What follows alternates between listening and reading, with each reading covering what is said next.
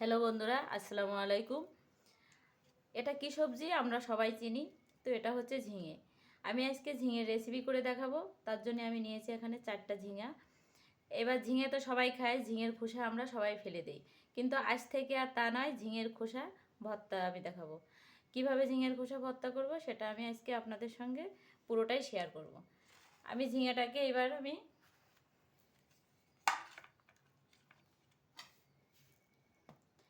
এবার ঝিঙেটাকে এইভাবে একটু বাদিয়ে বাদিয়ে খোসাগুলো নিয়ে নেব।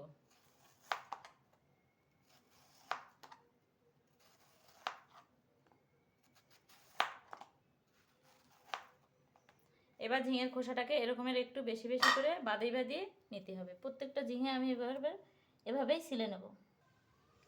এবার আমি সবটুকু ঝিঙে এরকমের করে বেছে নিছি। যখনই আপনারা ঝিঙের খোসা ভর্তা করতে যাবেন তখনই ঝিঙের খোসার সঙ্গে একটু ঝিঙে রেখে দিতে হবে, তাহলে ভর্তাটা বেশি মজা লাগবে। তো এবার আমি এগুলোকে একটু সেদ্ধ করে নেব।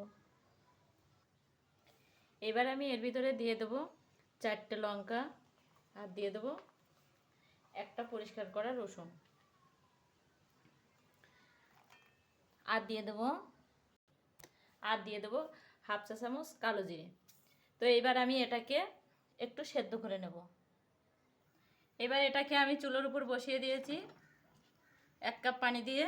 তো এবার আমি দিয়ে দেবো এতে 1 চা চামচ লবণ, আর দিয়ে দেবো হাফ চা চামচ হলুদ গুঁড়ো।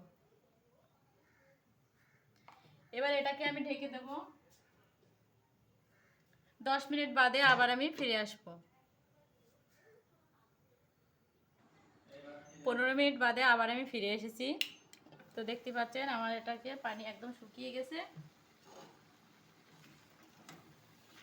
এবার এটাকে আমি সুন্দর করে, আমার একটা নতুন মেশিন আছে, সেই মেশিনে ভালো করে ফিনিশ করে আমি বেটে নেব। এবার আমি এটা নামিয়ে নিচ্ছি। এবার এটাকে আমি শিলপাটার সাহায্যে বেটে নেব।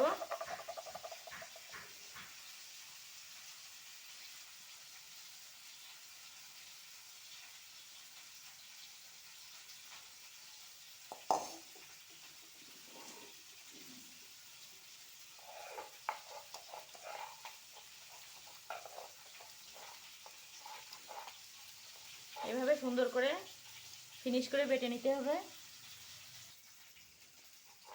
আমার মতো এইভাবে সুন্দর করে বেটে নিতে হবে। যতটা ফিনিশ হবে ততটাই মনে হচ্ছে ভালো হবে ভর্তাটা। সেভাবে আমি পুরোটাই বেটে নিয়েছি। এবার আমি এটাকে একটা বাটিতে তুলে নেব।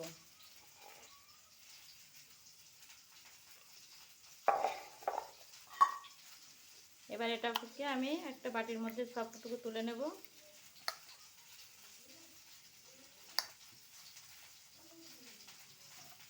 এবার আমি চলে যাব চুলোর দিকে। চুলোর উপরে একটা কড়াই বসিয়ে দিয়েছি। এবার আমি এখানে দেব সরিষার তেল 3 টেবিল চামচ।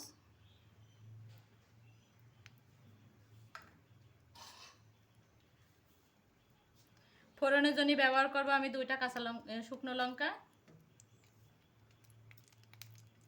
এটাকে একটু ভেজে নেব।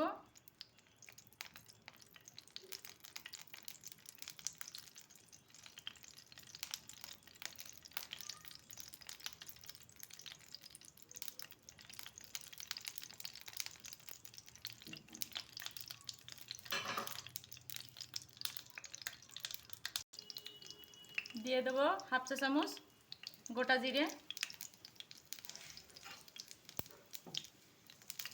এবার এটাকে ভালো করে নেড়ে চেড়ে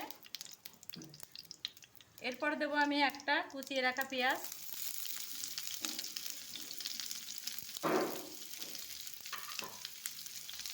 এবার এটাকে সুন্দর করে নেড়ে চেড়ে নিতে হবে।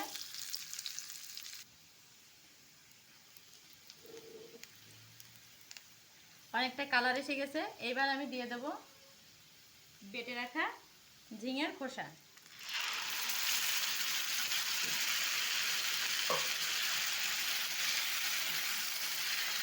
এবার এটাকে সুন্দর করে উল্টিয়ে পাল্টিয়ে নেড়ে চেড়ে একটু রান্না করে নিতে হবে।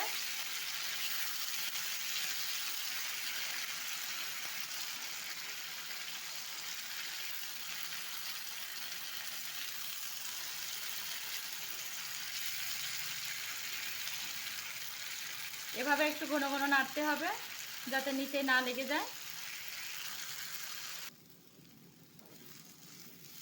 আমার এটা হয়ে গেছে। এভাবে আমি উল্টিয়ে পাল্টিয়ে সেই ঝোলটাকে শুকিয়ে নিয়েছি। আমার ভর্তাটা রেডি হয়ে গেছে।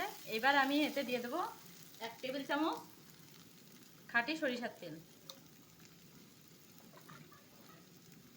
বেশি দেওয়া যাবে না, 1 টেবিল চামচ দিলেই ভালো হবে। আর সরিষার তেলটা কাঁচা দিলেই একটু ফ্লেভারটা ভালো আসে।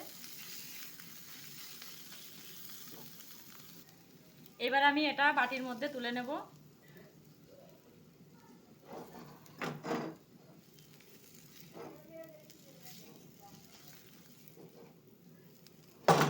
এভাবে আমি সবটুকু তুলে নেব।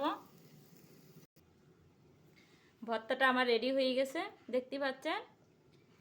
তো হ্যালো বন্ধুরা, আপনার কার কার ভালো লেগেছে আমার ভিডিওটা তারা একবার হলো লাইক করবেন আর কমেন্ট করবেন কোথা থেকে দেখছেন। আমি আপনাদেরকে ধন্যবাদ জানাবো। তো আমার ভিডিওটা ভালো লাগলে আপনারা একদিন বাসায় বানিয়ে খান। তো আমার ভিডিওটা এখানেই শেষ। আল্লাহ হাফেজ।